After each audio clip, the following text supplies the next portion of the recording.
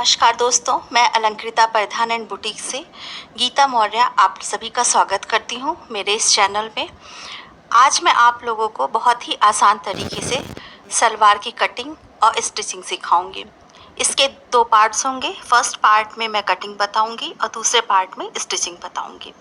अगर आप लोगों को मेरा ये चैनल और सिखाने का तरीका अच्छा लगे तो इसको लाइक, कमेंट, शेयर, सब्सक्राइब ज़रूर कर लीजिएगा, जिससे कि आपको आने वाली वीडियो मिल सके आसानी से। तो चलिए शुरू करते हैं।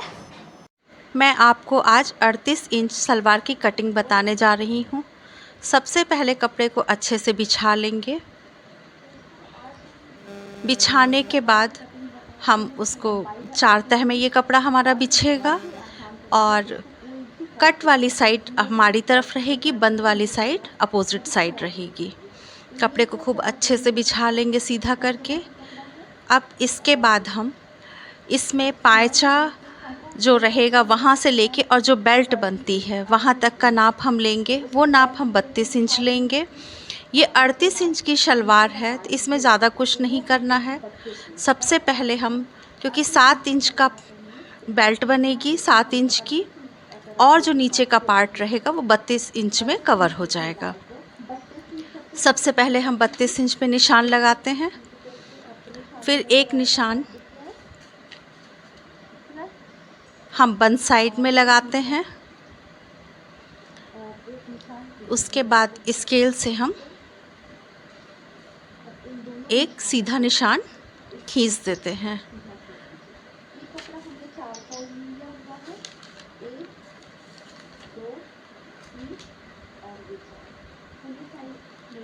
सीधा निशान हम खींचते हैं।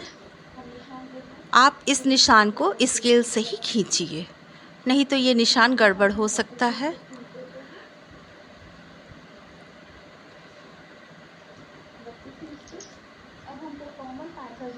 अब 32 इंच पे निशान लगाने के बाद अब हम पायचे का निशान लगाएंगे। लगभग सभी शलवार में पायचा 7 इंच होता है, लेकिन अगर हमें नहीं पता है कि कितना पायचा है तो 7 इंच रख के 1 इंच हम मार्जिन लेंगे। अब हम अपनी तरफ आ जाते हैं, आगे की तरफ। ऊपर जो है, ऊपर वहाँ पे हम आसन, जिसको क्रॉच एरिया कहते हैं, वो 11 इंच पे लेंगे। 11 इंच हम जो आसन का पार्ट लेंगे उससे शलवार बहुत आराम से पहनी जा सकती है, कहीं भी कोई खिंचाव नहीं आएगा। अब जो निशान हम 11 इंच पे लिए थे उसको हम पायचे के निशान से जो 1 इंच मार्जिन लिए हैं उसको स्केल से सीधी लाइन खींच देते हैं। लंबाई हमने 32 इंच ली, पायचा हमने 8 इंच लिया, जिसमें कि 1 इंच मार्जिन का है। आसन का हमने 11 इंच लिया।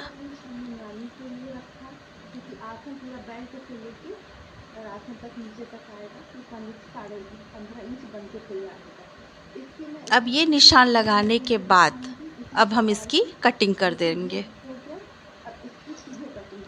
इन्हीं निशानों पे हम कटिंग करेंगे। क्योंकि हमने निशान एकदम सही लगाए हैं इसलिए हमें कोई निशान छोड़ना नहीं है, उन्हीं निशानों पे ही कटिंग करनी है।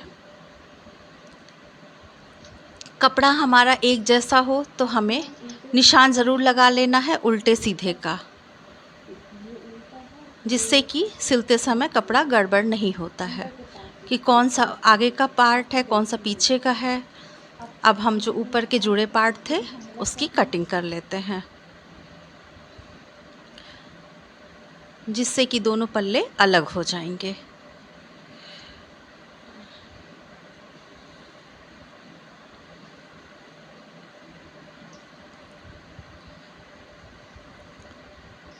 इसको हम अलग उठा के रख देते हैं।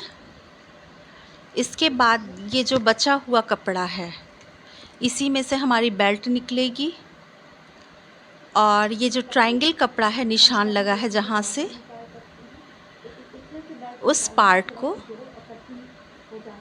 हम काट करके अलग कर देंगे। अलग करने के बाद उसमें का एक पल्ला उठाएंगे और उसी पल्ले से हम मियानी काटेंगे। ये बेल्ट वाली मियानी वाली शलवार है। हम एक तह लगाएंगे 5 इंच पे, डबल फोल्ड करने पे वो 10 इंच हो जाएगा। फिर हम एक तह करेंगे, ये 4 तह में कपड़ा हो जाएगा। अब हम 5 इंच लंबाई में एक निशान लगा देते हैं 4 तह कपड़े पे, और उसके बाद ट्रायंगल बनाते हुए हम एक तिरछी लाइन खींच देते हैं। उसकी कटिंग कर लेते हैं। ये हमारी मियानी कट गई। अब हम इस मियानी पे निशान ज़रूर लगा देंगे कि कौन सा पार्ट ऊपर जाएगा और कौन सा पार्ट नीचे जाएगा। इसको किनारे रख देते हैं। अब ये जो बड़ा कपड़ा बचा हुआ है, इसमें से हम अपनी बेल्ट निकालेंगे। बेल्ट हमारी जनरली 24 इंच की होती है। ये निर्भर करता है कि इंसान कितना मोटा पतला है, हिप कितनी चौड़ी है। तो ये कपड़ा हम 24 इंच हमको चाहिए, लेकिन ये कपड़ा कम हो रहा है।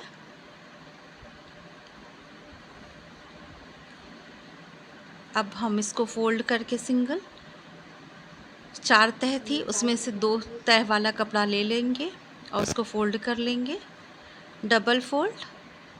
और हम बेल्ट के लिए 9.5 इंच पे निशान लगा लेते हैं। 9.5 इंच पे निशान लगाने पे तैयार हमको जो बेल्ट मिलेगी वो 7 से 7.5 इंच मिलेगी। निशान लगाने के बाद हम स्केल से एक लाइन खींच लेते हैं और उसकी कटिंग कर लेंगे।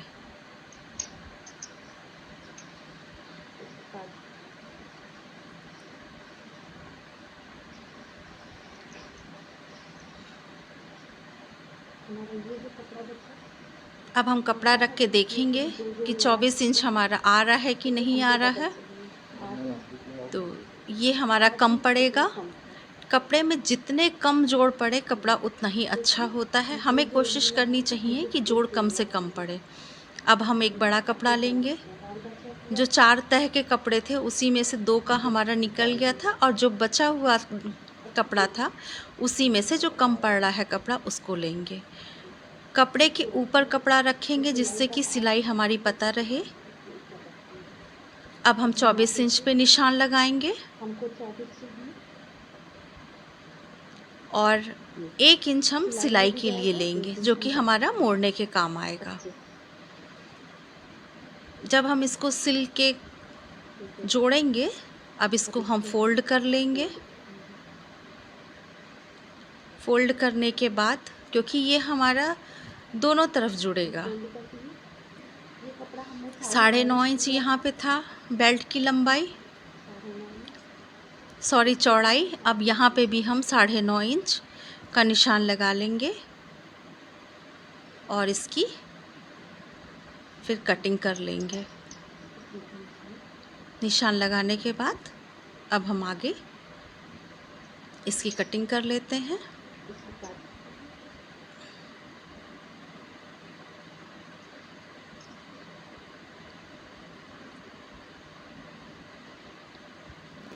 अब ये हमारा पल्ला ऐसे जुड़ जाएगा।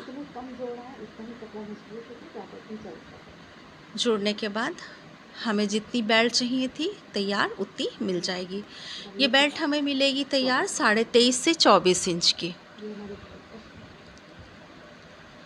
अब इस बचे कपड़े में हम डोरी निकालेंगे और नीचे पाँचे में जो कपड़ा जुड़ेगा, जिससे जो कि हम बकरम लगा के बनाएंगे, उसकी कटिंग कर लेते हैं।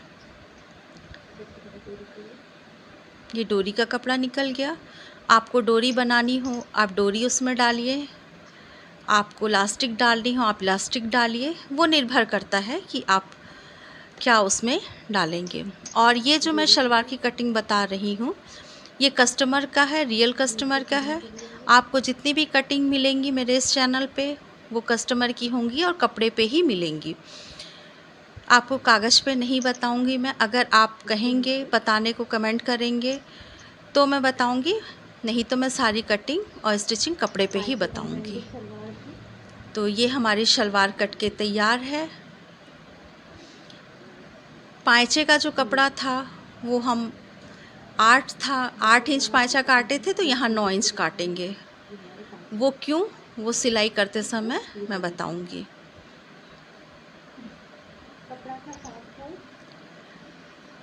देखिए फिर से मैं बता दे रही हूँ, 32 इंच लंबाई,